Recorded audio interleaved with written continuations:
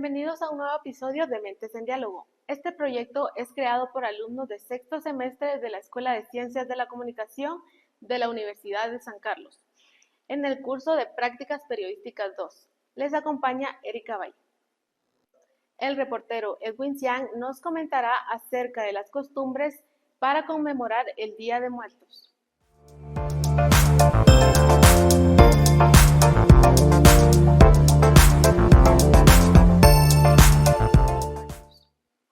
En Guatemala, el Día de los Santos se celebra cada 1 de noviembre. Es una fiesta para conmemorar a nuestros difuntos, que tiene varias conmemoraciones diversas. El 1 de noviembre, Guatemala se sumerge en una profunda tradición cultural, con la celebración del Día de Todos los Santos.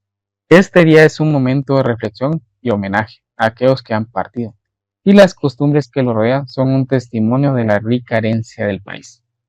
Las familias guatemaltecas comienzan el día visitando los cementerios, donde limpian y adornan las tumbas de sus seres queridos, con flores, destacando especialmente la flor de muerte. Esta flor, con su vibrante color, no solo embellece el lugar, sino que simboliza el amor y el recuerdo hacia quienes han fallecido. La actividad en los cementerios es intensa. Los sonidos de risa y llanto se entrelazan en un ambiente de nostalgia y celebración.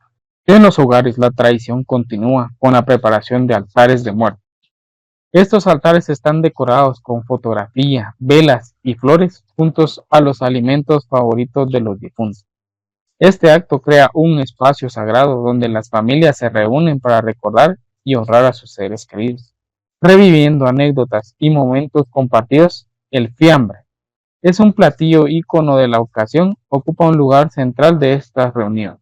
En algunas regiones como Santiago Zacatepeques, la festividad cobra un carácter aún más vibrante, con la construcción y el vuelo de barriletes gigantes.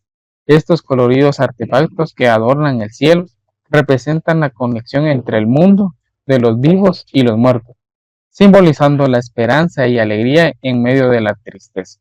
Las ceremonias religiosas también son fundamentales en esta conmemoración. Las familias se congregan para participar en misas y rezos, uniendo sus voces en oración por aquellos que han partido. Estas ceremonias ofrecen un espacio de introspección y de colectividad donde la fe y la memoria se entrelazan. El Día de Todos los Santos en Guatemala no solo es una ocasión para recordar, sino es un evento para celebrar la vida, la cultura y el amor familiar. La reportera Alejandra Cervantes nos hablará sobre el significado y origen del fiambre.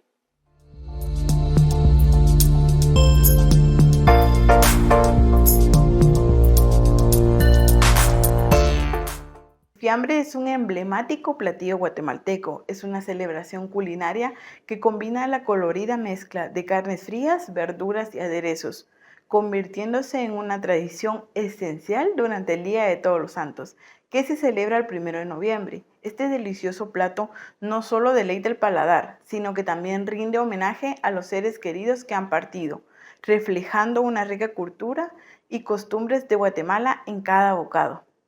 El origen del fiambre en Guatemala se remonta a tradiciones precolombinas, donde se realizaban ceremonias para honrar a los muertos. Con la llegada de los españoles en el siglo XVI, se introdujeron nuevos ingredientes y técnicas culinarias que fusionaron con las prácticas locales. A lo largo del tiempo, el fiambre se ha adaptado y evolucionado, convirtiéndose en un platillo esencial durante el Día de Todos los Santos. Se cree que su popularidad se debe a la necesidad de ofrecer un alimento sustancioso y variado para las familias que visitan los cementerios para recibir y homenajear a sus seres queridos. En el contexto guatemalteco, el fiambre es un platillo que simboliza la conexión con la tradición y el recuerdo de los seres queridos.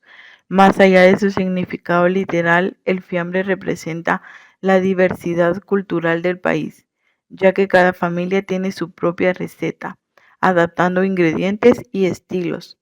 Este platillo es también una manifestación de la unidad familiar y comunitaria, ya que se comparte en la celebración del Día de Todos los Santos, resaltando la importancia de honrar y recordar a quienes han partido. El fiambre se elaboraba en las cocinas guatemaltecas, en donde se combinan verduras frescas como zanahoria y remolacha, diversas carnes, embutidos y quesos. La presentación es clave, creando un colorido mosaico que invita a disfrutarlo. Como ya lo hemos mencionado, el fiambre es un platillo que no solo alimenta al cuerpo, sino que también nutre nuestras tradiciones y recuerdos, desde sus raíces precolombinas hasta el lugar central de las festividades guatemaltecas. El fiambre es un testimonio de la rica cultura de nuestro país. Así que la próxima vez que disfrutes de este delicioso plato, recuerda que estás saboreando no solo una mezcla de ingredientes, sino también un legado de amor y memoria. A continuación, el reportero Edwin Xiang nos hablará sobre la historia de los famosos barriletes gigantes de Zumpango.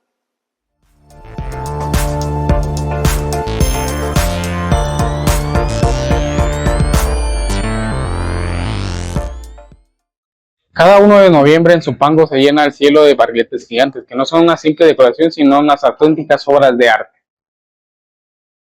La historia de los barriletes en Guatemala se remonta a principios del siglo XVII por Thomas Gale en su crónica titulada Viajes de Thomas Gale en la Nueva España y Guatemala, entre los años 1625 y 1623, en donde hace la mención que partes del país, los niños y jóvenes volaban un tipo de cometa llamado barrilete los 2 primeros días de noviembre como expresión propiciatoria de la conmemoración del Día de los Fieles Difuntos.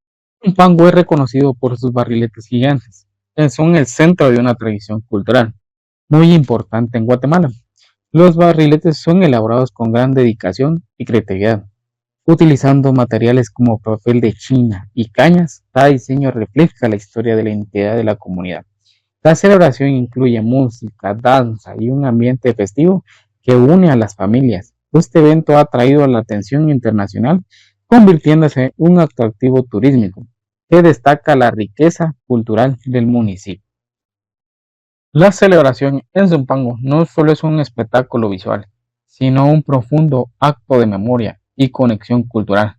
Cada año el pueblo se une para rendir homenaje a sus seres queridos que han partido, creando auténticas obras de arte que simboliza amor y esperanza. El 20 de octubre es más que un simple asueto. En Guatemala representa un hito en la historia y cultura del país. Conmemorando el triunfo de la Revolución del 44, este día simboliza la lucha por la libertad, la justicia y los derechos ciudadanos que transformaron la nación a lo largo de las décadas. Esta fecha ha sido recordada no solo como un evento político, sino como un reflejo profundo del despertar cultural guatemalteco. El legado de la Revolución del 1944 y su impacto en la cultura guatemalteca son claros.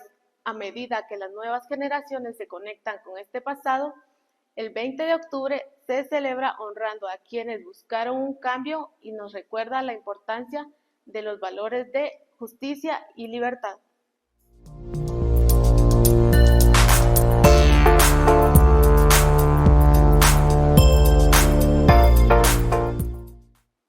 Hoy tenemos el honor de contar en nuestro podcast Mentes en Diálogo con la historiadora Artemis Torres Valenzuela, graduada de la Universidad de San Carlos de Guatemala. Con un doctorado en filosofía, es profesora de historia y autora de varios libros. Además, fue la primera mujer electa como directora en la Escuela de Historia por 2 periodos consecutivos. Bienvenida, licenciada. Muchísimas gracias por participar en nuestro podcast. Como primera pregunta, quisiera hablar de por qué hablar de la revolución, que hasta el día de hoy sigue tocando fibras en algunos puntos de la sociedad. Sí, muchas gracias. Primero felicitarlos por este podcast y por estar impulsando temas de interés nacional, en este caso un tema cultural e histórico, pero que sin duda alguna que relacionado a tu pregunta es un tema que es un parteaguas en la historia nacional, es un tema que sigue tocando lo que decías, esas fibras internas y esas vibras emocionales en muchos de los que han sido actores de esos 10 años de un hecho histórico trascendental para nuestro país. En realidad, hablar de la revolución, ahora que estamos a punto de cumplir 80 años, es decir, 8 décadas, son significativas para hacer un análisis y una reflexión profunda de lo que eso significó en su momento, pero también lo que significa hoy. Y es sensible justamente porque Fue un hecho que sin duda alguna tuvo causas, tiene consecuencias, está inmerso también dentro de una geopolítica internacional, pero que sus alcances siguen teniendo hoy en día, pues siguen estando presentes en el pueblo de Guatemala, no solo diríamos en la ciudad capital, en donde ahora se hacen esfuerzos por su celebración y conmemoración, sino también en todos aquellos departamentos y diríamos núcleos civilizatorios de nuestro país que hoy celebramos con mucho júbilo. Es precisamente por eso, por ese cambio que se dio, que fue trascendente, que hoy se le denomina y se le ha denominado una revolución, cuando que efectivamente fue una revolución porque movió las estructuras económicas, políticas del país en búsqueda de los cimientos de una economía nacional que retirara, digamos, los intereses de países que estaban intercediendo, en este caso, principalmente las potencias de ese momento, y que en componenda con las oligarquías nacionales, pues estaban acaparando y cooptando al país justamente en esos años 40. Estamos hablando de una Guatemala, pues de hace, insisto, hace 8 décadas, que tenía menos población efectivamente, pero que ya se vislumbraba un proyecto político que le apostaba a la democracia, que le apostaba a la integración de todos los sectores y todos los grupos, y que hacía una reflexión desde su propia democracia con los pueblos originarios, con los pueblos mesoamericanos y con toda esa complejidad social y política que hoy vemos que está haciendo una efervescencia especial. Claro, muchas gracias. Eso mismo de la importancia que tiene el 20 de octubre, pero para estas generaciones jóvenes que tal vez no vivimos esa revolución, ¿cuál es la importancia que debemos tomar nosotros como jóvenes para este 20 de octubre? Sí, es importante conocer qué sucedió.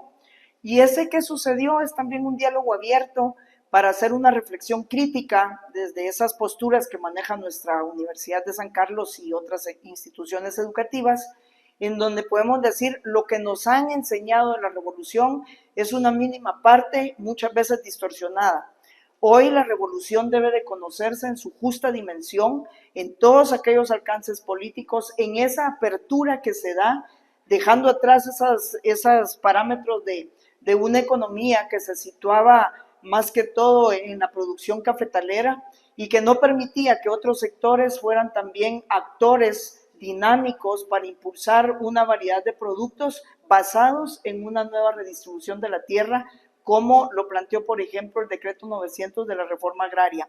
Estamos hablando de 3 gobiernos revolucionarios. Generalmente se nos dice que son 2, pero en realidad fueron 3. La Junta Revolucionaria de Gobierno, que fue pues una junta que nos deja a los sancarlistas y al pueblo de Guatemala en general grandes logros como la autonomía universitaria. Ellos abren a elecciones después de la caída de una secuencia de dictaduras cafetaleras que habían estado subyugando al país, a la población, y obviamente el último de esos presidentes dictatoriales, que fue Jorge Ubico, como digamos figura toral. Sabemos que después hay una temporalidad pequeña de Ponce Baides, pero que son, digamos, estos 3 gobiernos que generaron las últimas, digamos, acciones que limitaban el desarrollo del país. Estamos hablando de un Justo Rufino Barrios de casi finales del siglo XIX, cedido por otras figuras más, por un Manuel Estrada Cabrera, que termina el siglo y lo abre, y obviamente por un Jorge Ubico, que son como la columna vertebral de esos intereses oligarcas cafetaleros que tenían de rodillas a la población y que gobernaban bajo una postura de mucha represión y mucha violencia. Esa violencia y esa represión que no permitían que se tuvieran ideas democráticas, que se expresara el pensamiento con libertad, que la juventud fuera a estudiar sin ningún cortapisas de limitaciones, que no se pasaran filtros. Todo eso hizo posible que surgiera la Junta Revolucionaria, apoyada por muchos sectores de la población guatemalteca, y se tomara el poder con este movimiento revolucionario. De esas 2 figuras a las cuales te hago mención, Erika, es obviamente la figura del doctor Juan José Arévalo Bermejo, de quien se ha hablado mucho, pero se seguirá hablando por mucho tiempo, puesto que era un presidente que sale de lo común, un presidente filósofo, un presidente pedagogo, un presidente maestro, un presidente que, digamos, además de tener esas grandes cualidades de un gran mentor, pues también era escritor y filósofo. Va a tener la particularidad de impulsar el mismo características de su propia personalidad en un proyecto político democrático que va a ser el proyecto revolucionario, que no es solo sus ideas, porque él recupera las ideas de toda una población que está pidiendo y está demandando justicia social, pero también conocimiento, ciencias, arte, sabiduría, escuelas, no solo la educación, también podríamos decir la salud pública, la vivienda y todos esos problemas torales que podríamos incluso reducirlos también a los grados de pobreza en que ya se estaba perfilando una Guatemala hacia futuro. Y posteriormente el gobierno presidido por la figura de Jacobo Arbenz Guzmán, conocido dentro de los libros y los textos como el soldado del pueblo, ¿verdad? Justamente un hombre de ideas también comprometidas y responsables con la población, un hombre que tuvo pues dentro del ejército un papel de ideas revolucionarias, que movió a ese ejército, que era un ejército que defendía los intereses de las oligarquías y los grupos de poder a los cuales hemos hecho referencia, pero que sin duda alguna ambos hacen como una síntesis vigorosa en donde uno le plantea sus propias características al proyecto, el otro lo retoma, se combinan y hacen que el país en 10 años tuviera una luz como nunca la ha tenido y tuviera también un gobierno tan brillante en donde se incorporó y se dignificó a los sectores marginados, desposeídos y a los sectores más vulnerables de la población que no habían sido incorporados a los proyectos políticos. Y fundamentalmente, quizás vale la pena subrayar y ponerlo con letras grandes, el hecho de incorporar, de tomar en cuenta y de ver el protagonismo histórico que habían tenido los pueblos originarios y esos pueblos mesoamericanos que siempre han tenido una lucha constante y que en este momento se va a empezar un proceso de dignificación para que sean parte también de ese país que se está formando a partir de las ideas nacionalistas, independientes, soberanas y libres.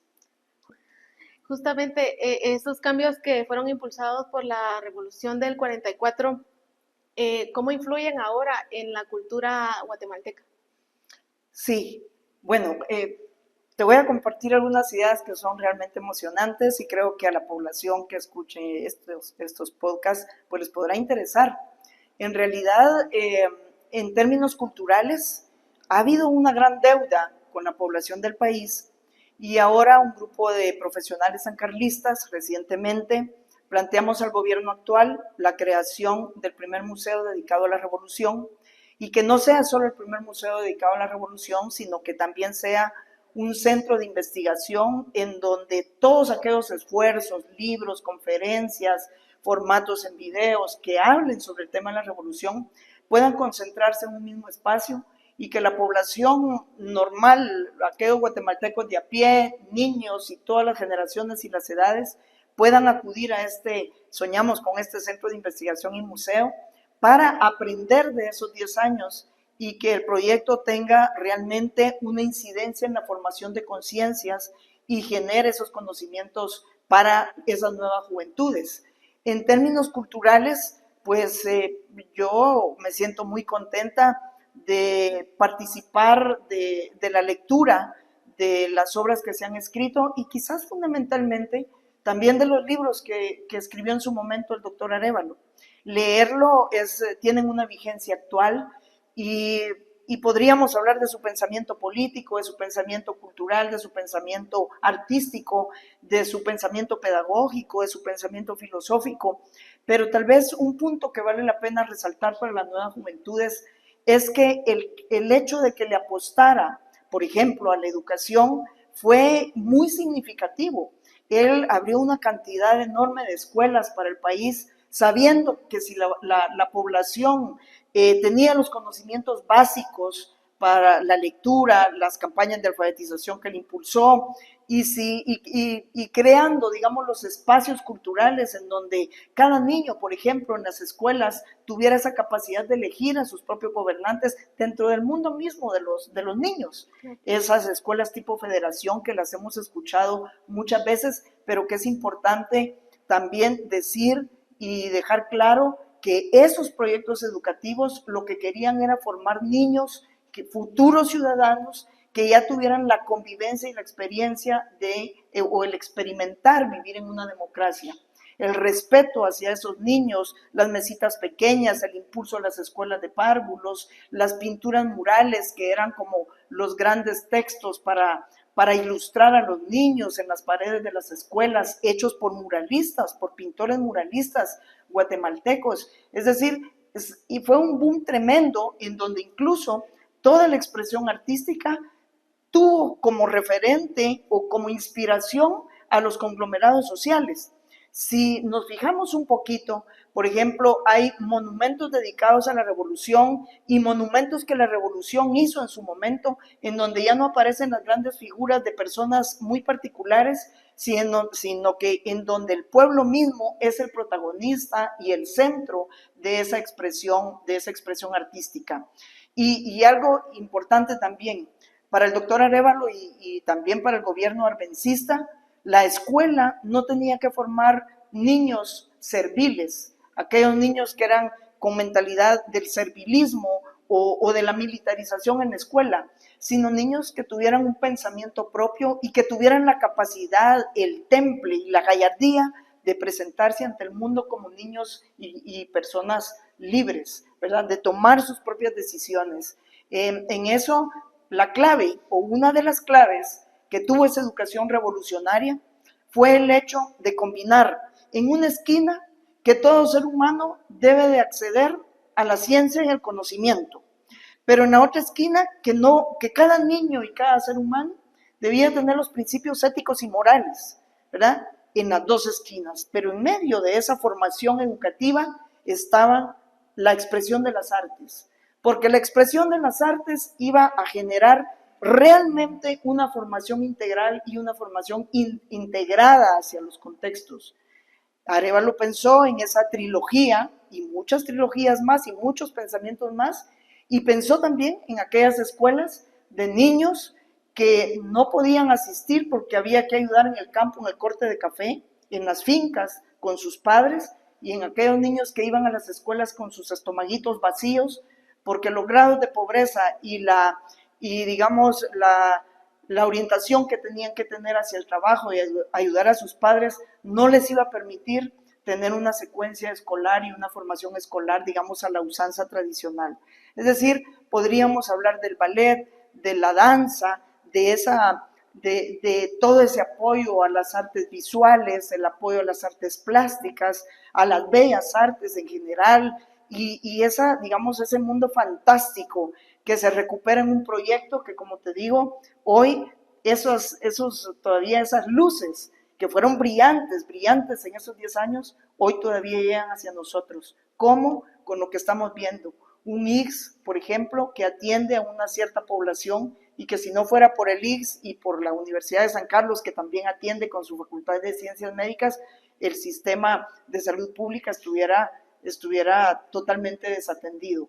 Es decir, hay muchas cosas. Y si me lo permites, Erika, solo quisiera dejar también claro que nuestra universidad no solo obtuvo la autonomía y lo que eso significa, la libertad de cátedra, es decir, todo digamos, varios elementos que nos van a hacer sancarlistas con un pensamiento propio y sancarlistas que defendemos nuestra autonomía como lo más sagrado, que ha sido una de las cosas o de las herencias más importantes a la academia y al pueblo de Guatemala.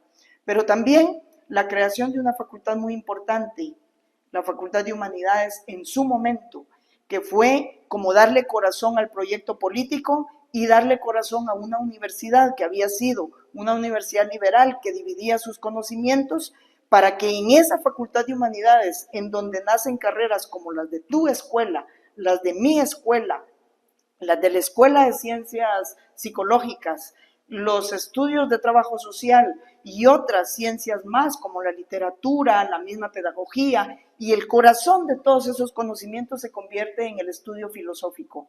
Y entonces esa facultad tan brillante se va a convertir en un punto de referencia clave para comprender el proyecto revolucionario y el proyecto educativo. Es decir, las ideas que plantea la revolución del humanismo, el hombre, digo hombre, hombres y mujeres, el hombre como especie humana, es el centro de todo lo que gira alrededor y que debe de ser la academia y la realidad, en este caso nacional. Claro. Justamente queríamos hablar sobre esos legados que aún perduran de la revolución, que aún se mantienen en las sociedades de Guatemala. Sí, esos legados son importantísimos y ahora justamente estamos realizando también algún grupo de profesores con la ayuda de algunos estudiantes siempre inquietos en el tema, el rescate de los archivos locales, porque hay muchos archivos en las municipalidades, en las casas de la cultura, que están en los departamentos y que los hemos estudiado muy poco. Cómo se vivía, por ejemplo, la revolución en las escuelas de Zacapa, cómo se vivía la revolución, la información que estamos encontrando para poder así construir una historia nacional, una historia general de Guatemala, pero que incorpore interpretaciones objetivas, científicas, históricas de cómo se vivió la revolución y cuáles fueron esos alcances que se tuvieron en los departamentos o en las aldeas en donde encontremos información. Es decir, la reflexión va también en que hemos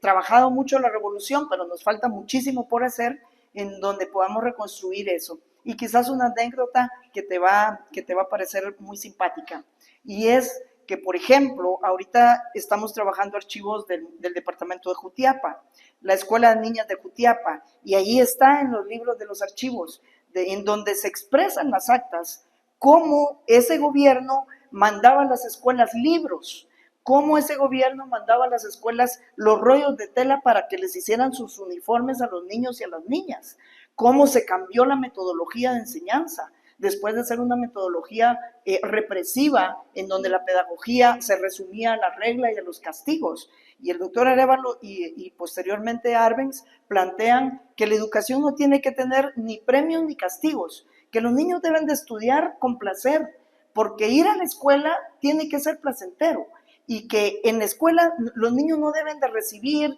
muchos y muchos conocimientos y atiborrarlos de tanto, sino que el niño tiene que aprender lo necesario para poder sobrevivir, para poder ser mejores seres humanos, para tener más sensibilidad, para ser más solidarios con el dolor de los demás y tener conocimientos científicos en función de la población. Entonces, esas ideas, que son ideas pero verdaderamente preciosas, altamente, profundamente humanas, es lo que vemos con cada uno de sus libros. Leer, por ejemplo, Memorias de Aldea es encontrar a un presidente que está escribiendo, pero que nunca dejó de ser de su pueblo, nunca dejó de ser el niño que jugaba en las calles, que tenía la tierra, que tenía los carritos, que tenía los juguetes, que tenía un mundo infantil.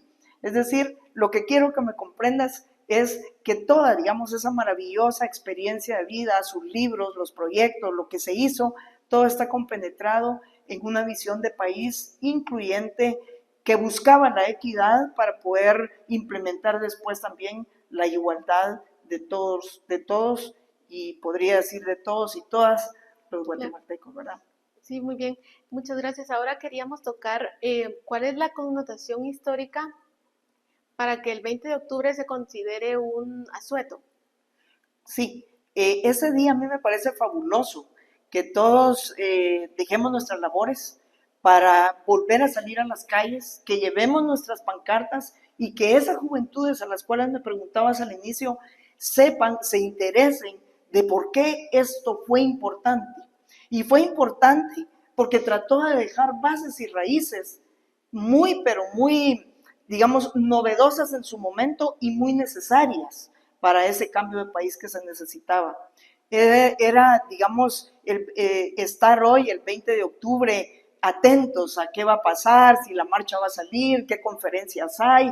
Ahora en el Palacio están montando una exposición que me parece muy bonita, en donde las personas que puedan pasar puedan conocer más, no solo de sus presidentes, sino también del pueblo que acompañó a esas grandes obras y que dio el apoyo y soporte a esas obras, ¿verdad? Porque eso es importante, saber que fueron nuestros presidentes, pero que también el protagonista más importante fue el pueblo de Guatemala, que salió a las calles y que lo conmemora cada 20 de octubre. Y algo especial es que dentro de nuestra historia reciente hay grupos interesados de sectores muy recalcitrantes, muy conservadores, que han tratado de quitar las evidencias del 20 de octubre y lo han querido, en el mejor de los casos, minimizarlo o anularlo, puesto que ello les sigue molestando, porque son grupos que nunca se abrieron a estos cambios, que no se han abierto en su totalidad y que continúan ahí, digamos, con ideas y con acciones totalmente adversas a todo lo que tenga que ver y beneficiar al pueblo de Guatemala, o yo diría a los pueblos de Guatemala. Es decir, conmemorar, que es no solo celebrar, sino conmemorar es reflexionar profundamente, y nuestra universidad ha hecho un papel extraordinario. En la Cinemateca hay videos, hay fotografías, hay muchos libros, y todo eso es lo que queremos reunir para que podamos abrir muy pronto ese museo y centro de investigación dedicado a la Revolución de Octubre. Muy bien, exactamente, ¿por qué seguir conmemorando el 20 de octubre como una fecha revolucionaria en pleno siglo XXI? Sí, es importante seguirlo conmemorando para seguir generando conciencia de ese pasado histórico, que no es un pasado muerto, es un pasado vivo porque hoy nos explica como país, y es un pasado vivo porque nos seguirá explicando en el futuro.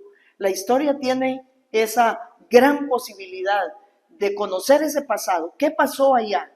¿Por qué es necesario tenerlo hoy acá? ¿Por qué es necesario recapacitar en este 20 de octubre? ¿Por qué es importante que las juventudes lo conozcan, que todos lo celebremos, que sepamos qué fue lo que sucedió, para poder entender a la Guatemala actual?